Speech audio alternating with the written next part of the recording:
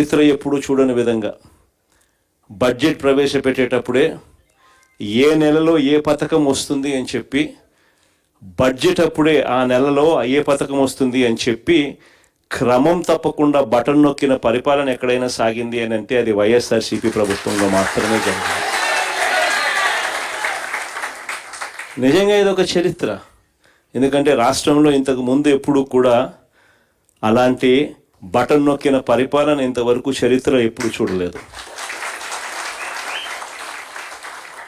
ఏకంగా 2,73,000 కోట్ల రూపాయలు డీబీటీ అంటే నేరుగా బటన్ నొక్కడం, నేరుగా నా అక్క చెల్లెమ్మల కుటుంబాల ఇళ్లల్లోకి వాళ్ళ ఖాతాల్లోకి నేరుగా వెళ్ళిపోయే పరిస్థితి చరిత్ర ఎప్పుడు చూడాల.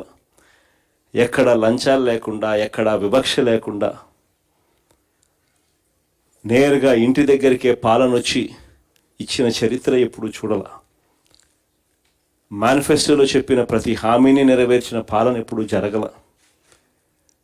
విద్య, వైద్యం, వ్యవసాయం, మహిళా సాధికారత, సుపరిపాలన, లా అండ్ ఆర్డర్లో కూడా దిశ లాంటి చట్టాలు, ప్రతి గ్రామంలోనూ ఒక మహిళా కానిస్టేబుల్ ప్రతి సచివాలయంలో ఉండడం, ఇవన్నీ కూడా చరిత్ర చూడని విషయాలు. స్కూళ్ళు మనకల్లా ఎదుటే బాగుపడడం, ఆ స్కూళ్ళల్లో నాడు నేడు కార్యక్రమాలు జరగడం,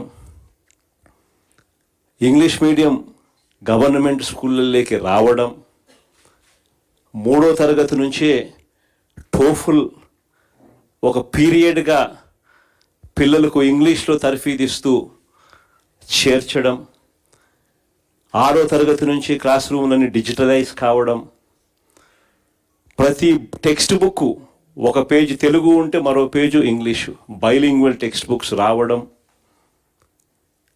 గోరుముద్ద అనే ఒక గొప్ప పథకంతో పిల్లలు ఏం తింటున్నారో అని సమీక్ష చేసే ముఖ్యమంత్రి అనేవాడు బహుశా ఎప్పుడు చరిత్రలో ఎప్పుడు కూడా చూస్తున్నాడు.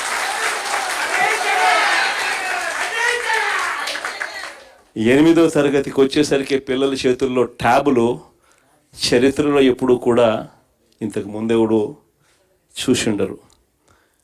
ఆ రకంగా విద్యారంగాన్ని విప్లవాత్మక దిశగా మార్పులు వేస్తూ ఇంగ్లీష్ మీడియం సిబిఎస్ఈయే కాదు, ఏకంగా ఐబీ సిలబస్, ఐబీ వాళ్ళని తీసుకొని వచ్చి మన రాష్ట్ర ప్రభుత్వంతో పనిచేయిస్తూ ప్రతి సంవత్సరం ఒక క్లాస్ యాడ్ చేసేట్టుగా 2025 ఒకటి మొదటి class, 2026 second class, 2027 third class, ఇలా పెంచుకుంటూ 2035 ఐబీ సిలబస్. ఏకంగా మన రాష్ట్ర పిల్లలు 10th క్లాస్ ఎగ్జామ్ 2035లో రాసేట్టుగా అడుగులు పడ్డ పరిస్థితి కూడా ఇంతకు ముందు ఎప్పుడైనా జరిగింది అని అంటే అదొక వైఎస్ఆర్సీపీ ప్రభుత్వ హయాంలో. ఇవన్నీ ఎప్పుడు చరిత్రలో ఎప్పుడు చూడని మార్పులు. విద్యారంగం అయితేనేమి, వైద్య రంగం అయితేనేమి, ఆరోగ్యశ్రీ ప్రొసీజర్లను మనం రాకమునుపు 1000 ప్రొసీజర్లు కూడా సరిగ్గా లేవు. మనం వచ్చిన తర్వాత ఆరోగ్యశ్రీ పరిధిని 3,300 ప్రొసీజర్లకు తీసుకొని పోయినాం. మనం వచ్చిన తర్వాత ఆరోగ్యశ్రీ లిమిట్ను 25 లక్షల దాకా పేదలకు ఉచిత వైద్యం అందించే విధంగా లిమిట్స్ని పెంచినాం. మనం వచ్చిన తర్వాత 17 మెడికల్ కాలేజీలు గవర్నమెంట్ రంగంలో కట్టడానికి వేగంగా అడుగులు పడ్డ పరిస్థితులు. మనం వచ్చిన తర్వాత నాడు నేడు కార్యక్రమంతో గవర్నమెంట్ హాస్పిటల్ రూపురేఖలు మారిన పరిస్థితులు కూడా మన హయాంలోనే. మనం వచ్చిన తర్వాతనే మొట్టమొదటిసారిగా గ్రామాలలో విలేజ్ క్లినిక్ అన్నది దర్శనమిచ్చింది కూడా మనం వచ్చిన తర్వాతనే. మనం వచ్చిన తర్వాతనే మొట్టమొదటిసారిగా పిహెచ్సిలలో ప్రతి మండలానికి 2 పిహెచ్సిలు పెట్టి, ఆ ప్రతి పిహెచ్సిలోనూ ఇద్దరిద్దరు డాక్టర్లను పెట్టి, ఆ ప్రతి పిహెచ్సికి ఒక 104 అంబులెన్స్ ఇచ్చి, ఆ ప్రతి డాక్టర్కు ఆ మండలాన్ని 4-5 గ్రామాలకు కేటాయించి, ఒక డాక్టర్ పిహెచ్సిలో కూర్చుంటే మరో డాక్టర్ ఆ పిహెచ్సిలో ఉన్న 104 వాహనం ఎక్కి తనకు కేటాయించిన ఆ గ్రామానికి మాత్రమే పోయేట్టుగా చేసి,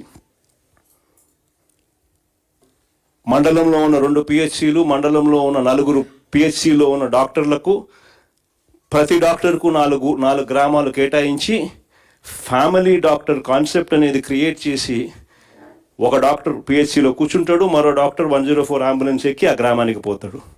పోయి అక్కడ ఉన్న విలేజ్ క్లినిక్ను ఉపయోగించి ఫ్యామిలీ డాక్టర్ అన్న కాన్సెప్ట్తో ప్రతి డాక్టర్ను గ్రామాలకు పంపించిన చరిత్ర కూడా ఎప్పుడన్నా జరిగింది అని అంటే అది ఒక వైఎస్ఆర్సీపీ హయాంలో. మొట్టమొదటిసారిగా గవర్నమెంట్ హాస్పిటళ్లలో మందులు దొరకని పరిస్థితి నుంచి WHO GMP ప్రమాణాలు గల మందులు మాత్రమే దొరికేట్టుగా చేసిన పరిస్థితి కూడా ఎప్పుడన్నా ఉంది అని అంటే అది వైఎస్ఆర్సీపీ హయాంలో. చరిత్ర చూడని విషయాలు ఇవన్నీ. ఒక ఫ్యామిలీ డాక్టర్ కానీ, విలేజ్ క్లినిక్లు కానీ, ఆరోగ్య సురక్ష కానీ, ఆరోగ్యశ్రీ లిమిట్స్ పెంచడం కానీ, ఇవన్నీ చరిత్రలో ఎప్పుడు జరగని విషయాలు. మొట్టమొదటిసారిగా గ్రామాలలోనే ఆర్బీకే, గ్రామాలలోనే సచివాలయాలు, ఆ ఆర్బీకే పరిధిలో ప్రతి ఎకరా, ఆ గ్రామంలో ఉన్న ప్రతి ఎకరా ఈ క్రాప్, ఆ గ్రామంలోనే ఆ ఆర్బీకేలోనే అగ్రికల్చరల్ చదివిన అగ్రికల్చరల్ గ్రాడ్యుయేట్, అగ్రికల్చర్ అసిస్టెంట్గా రైతును చేయి పట్టుకుని నడిపించేందుకు ఆ ఆర్బీకేలో కూర్చోవడం, ఆ గ్రామంలో వేసిన ప్రతి పంటలకు ఒక ఆర్బీకేలో బోర్డు పెట్టి గిట్టుబాటు ధరలు ఇవి అని చెప్పి ఆ బోర్డు మీద మినిమం గిట్టుబాటు ధరలు అని చెప్పి బోర్డు పెట్టి రాయించడం.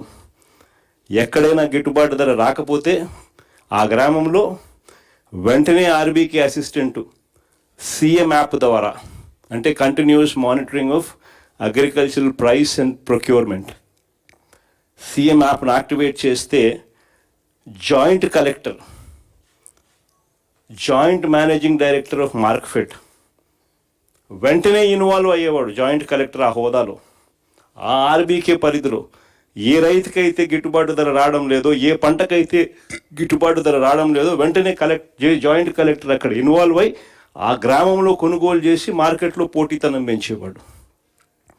ఏకంగా మార్కెట్ ఇంటర్వెన్షన్ ఫండ్ కింద మన 5 సంవత్సరాలలో 7,800 కోట్లు ఖర్చు చేసి ప్రతి రైతుకు మొక్కన చిరునవ్వును చూస్తూ గిట్టుబాటు ధరలు కల్పించిన ప్రభుత్వం మన ప్రభుత్వం.